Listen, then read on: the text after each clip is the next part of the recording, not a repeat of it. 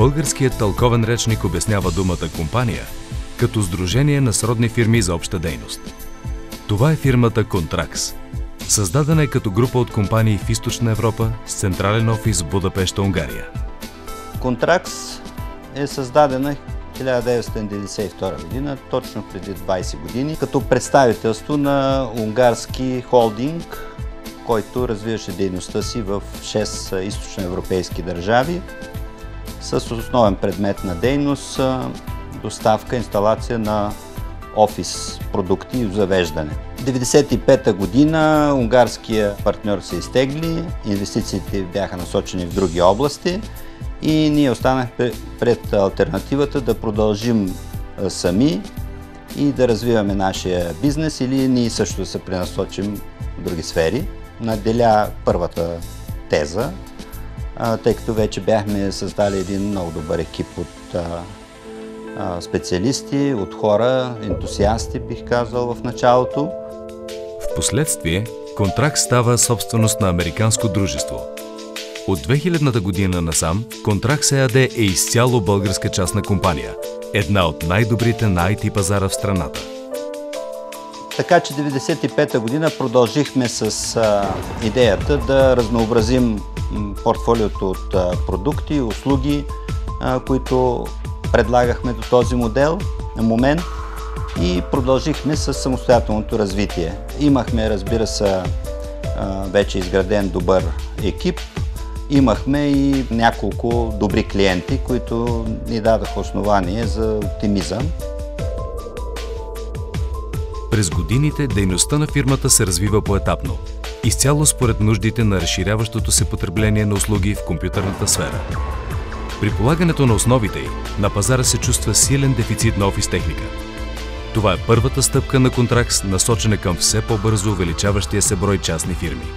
До 2000 година основният фокус от работата беше Контракс като фирма, като развитие на партньорската дилърска мрежа в страната. Следващата стъпка е създаването на специфични продукти за разрешаване на конкретни клиентски проблеми и внедряването на продукти на партньори на фирмата. Контракс израства до нивото на доставчик на готови, комплексни решения. Това не може в едно речение. Доста неща са трудни. По принцип всичко е преодолимо. Ако влагаш повече усилия, резултата е взето право пропорционален. Трудно е да създадеш екип. Това е трудно. В крайна сметка това е решаващо. Има екип, който да разчиташ. Как обаче се създава толкова силен и добър екип? Как Контракс успява да порасне и да се превърне в една утвърдена и интелигентна фирма? Със сигурност, отговорът е плод на много усилия и многократно преодоляване на трудности. Трудностите са скрити в ежедневната работа, в малките неща. Намирането на подходящи хора, с това те да бъдат на точното си място, да се изгради една добра работна среда на взаимопомощ, на разбиране.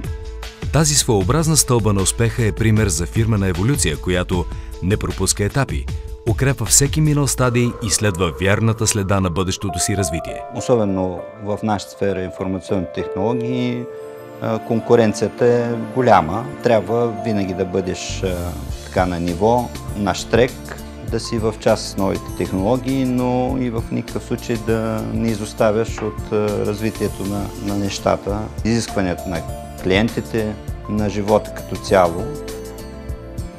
Сега, 20 години след създаването й, Контракс представлява конгломерат от фирми, специализирани в различни области, но обединени от една IT кръвна група.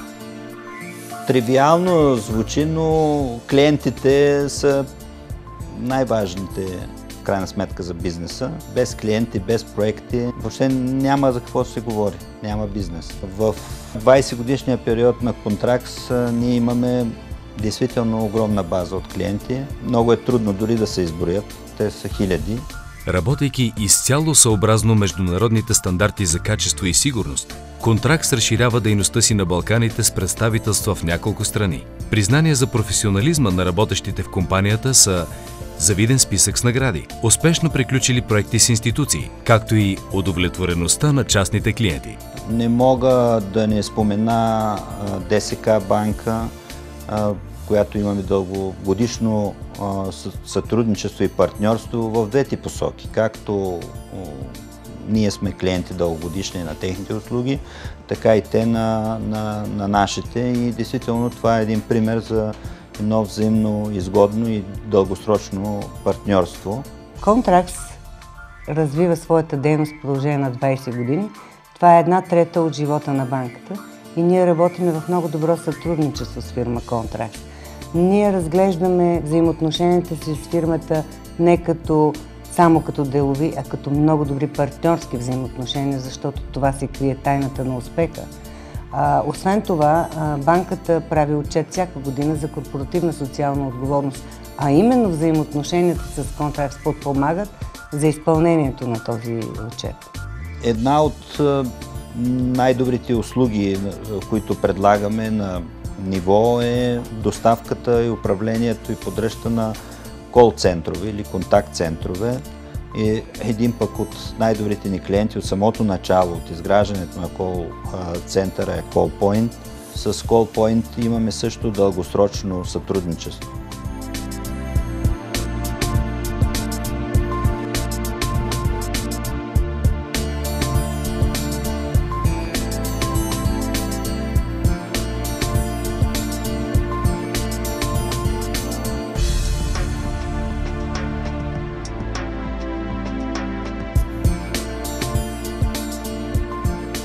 Ние имаме изградено много широко портфолио от партньорства, но не мога да не отбележа партньорството ни с Fujitsu, един от световните лидери за производство на информационни технологии.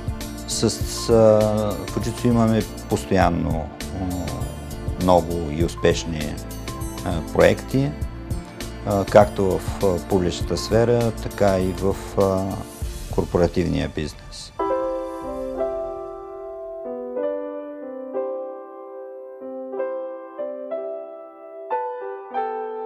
Бих разделил развитието на Контракс на две части и то може би те са свързани с двете десетилетия. Първото десетилетие фокуса беше Контракс, развитието на продуктите, услугите, изграждането на екипа, доказването на името, спечелването на марката, на авторитета сред клиентите. И втората половина след 2000 година, когато взехме решение да диверсифицираме бизнеса, да създадем нови икономически структури. Така създадохме още около 10 фирми, които малко или много доказаха себе си, някои в по-голяма степен, разбира се, някои в по-малка. Част от фирмите от кръвната група на Контракс са Lancome България, Гама София, Data Lab България, Cablecom, Unidesign, Direct Services, Sirma Travel и Amonatur. Бих започнал от Lancome. Това е фирмата ни, която се занимава изцяло с дистрибуция. Тя е вече над 7 години на българския пазар и бележи постоянен растеж. Имаме няколко фирми, които са специализирани в разработката на софтуер. Това е фирмата Гама София, която е специализирана в разработките на болнични информационни системи. Data Lab България, която разработва и внедрява ERP системи, системи за управление на бизнеса. Най-новите членове на групата са в сферата на здравноосигурителните услуги. Това е здравноосигурителният фонд Хипократ, който предоставя услуги, свързани с допълнителното здравно осигуряване, и фирмата за трудова медицина Хипократ. Контракс е IT фирма, намерила място в класацията на Business Week за най-динамичните и бързо развиващи се български фирми по критериите на Standard & Poor's. Direct Services е една от най-успешните фирми в групата. Тя е пък joint venture, общо начинание с унгарската държавна печатница. Тя се развива изключително добре, като по учебник бих казал. На българския пазар постоянно бележи ръст и много добри резултати. Общ проект е и електронната фактура, която е нова услуга, която заедно предоставяме. По този начин действително използваме силните страни на фирмите и заедно успяваме по-добре да представим нашите продукти и решения. Проектът, свързан с електронната фактура, представлява замяната на практика на съществуващите конвенционални хартиени фактури, тъй като процеса на тяхното издаване, на тяхното предвиждане до съответния контрагент е бавно, скъпо и несигурно. Широкият потенциал, професионализмът и философията на фирмата привличат клиенти от всички големи държавни и частни организации. Първите 7 години в израстването са най-важните. И аз мисля, че заедно с колегите от Контракс, преминавайки през първите 7 години от нашето партньорство, сме в готовност да работим на следващи орбити като съвместен успех и съвместна работа в региона. Ние от Lancome България харесваме сътрудничеството ни с Контракс и желаем в бъдеще да реализираме много нови проекти. Ние до сега с Контракс и от 5 години, от които работим заедно, сме имали само положителни емоции. Фирмата Контракс винаги е била на време, когато сме имали нужда от тях и затова им пожелаваме честит рожден ден. С помощта на Контракс успяхме да реализираме един много интересен проект в България – изграждането на болницата Куда. Цялостната мрежа, която е изградена вътре в болницата, включително и комуникационното оборудване, беше доставено от нашата фирма. Контракс предлагат на пазара изключително добро и качествено хардуерно оборудване, а ние съответно съвместно с тях предлагаме необходимата качествена услуга, за да работи това оборудване. Какво означава това? Представете си един телевизор във вашия дом, на който няма нито една TV програма. Той реално ще стои като една неизползваема вещ. От името на Fujitsu искам да поздравя Контракс с 20 годишната им история и им пожелая дълги години с още по-големи успехи и да постигнат дълголетието на Fujitsu. Фирмата вече има богата история и в благотворителната дейност. Контракс подпомага и наблюдава отблизо Център Свети Мина. Той е единственият осигуряващ работа с юноши над 16 години с трайни физически и ментални дефицити.